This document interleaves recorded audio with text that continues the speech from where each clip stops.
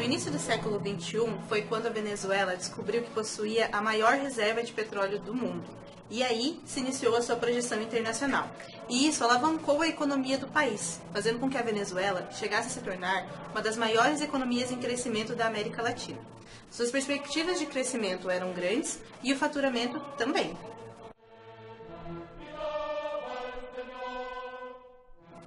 A verdade é que, apesar do crescimento constante da Venezuela, as políticas econômicas eram falhas. O governo, na época, era comandado por Hugo Chávez, que governou democraticamente durante 16 anos e por todo esse tempo teve apoio do Congresso e do povo para governar. Mas foi em 2013, quando Chávez morreu, que se iniciou a crise política, pois seus opositores acreditavam que poderiam tomar o poder. Mas quem acabou se elegendo foi seu vice, Nicolás Maduro. Porém, diferentemente do seu antecessor, ele passou a governar sem o apoio do Congresso, que era composto em sua maioria por opositores. Nessa época, além da crise política no mercado internacional, o preço do barril de petróleo despencou quase 50% do seu valor. Pois foi no próprio governo de Chávez e com continuidade no governo de Maduro, 90% da economia do país era baseada na exportação de petróleo e todos os demais insumos eram importados. Ou seja, a economia interna despencou também. E aí que começou a grande crise econômica do país, levando o governo a tomar várias medidas restritivas, como, por exemplo, o controle da moeda nacional perante o dólar e a restrição das importações. Essa restrição das importações levou ao fomento de um grande mercado negro de compra e venda de dólar. E também surgiu o contrabando de comida. Isso mesmo, comida. Pessoas compravam a comida na Venezuela, levavam até os países vizinhos, aonde elas vendiam em dólares, e depois voltavam com esse dinheiro supervalorizado para dentro do país. A verdade é que o inevitável aconteceu e a economia ruiu.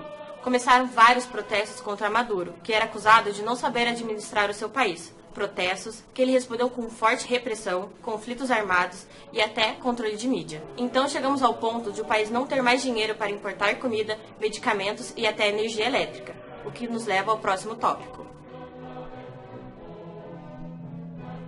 Como normalmente acontece em grandes crises políticas e econômicas, os primeiros que sofrem as consequências são a população mais pobre e carente. Pessoas que começam a passar fome e ver seus parentes e amigos morrerem em hospitais, onde já houveram casos até de médico operando à luz de velas. Esses movimentos geraram em uma parte da população brasileira medo, insegurança e até mesmo episódios de xenofobia, como vimos em Roraima, onde cerca de 1.200 venezuelanos foram expulsos à base de violência e ao som do hino nacional brasileiro.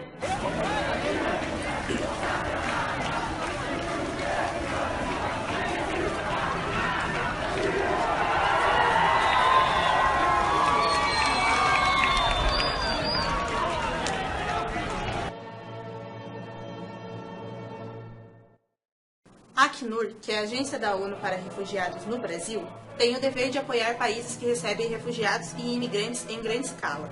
A resposta das Nações Unidas para essas necessidades humanitárias se constrói principalmente no âmbito da Comissão Permanente Interagencial, um grupo que congrega as principais agências humanitárias, integrantes ou não, do sistema da ONU. O Acnur é a agência líder na proteção aos refugiados e aos deslocados internos e realiza a coordenação dessa comissão permanente em parceria com a OIM. Além disso, a Federação Internacional da Cruz Vermelha e Crescente Vermelha coordenam junto com o Acnur tudo aquilo que versa sobre os abrigos de emergência. O trabalho humanitário realizado por todas as agências que pertencem a essa comissão visa suprir as necessidades mais básicas desses refugiados. Então a gente fala primeiro de abrigo, a gente fala de garantia de segurança alimentar, necessidades básicas para a manutenção de saúde das populações mais vulneráveis, sejam as crianças, as mulheres, as pessoas com deficiência, os idosos, e também alguns outros serviços que são básicos e que passam a ser emergenciais de acordo com a duração da crise. Questões de educação, questões de saneamento, questões também de organização para a subsistência dessas pessoas. Tudo isso deve ser feito sempre com base no princípio da neutralidade.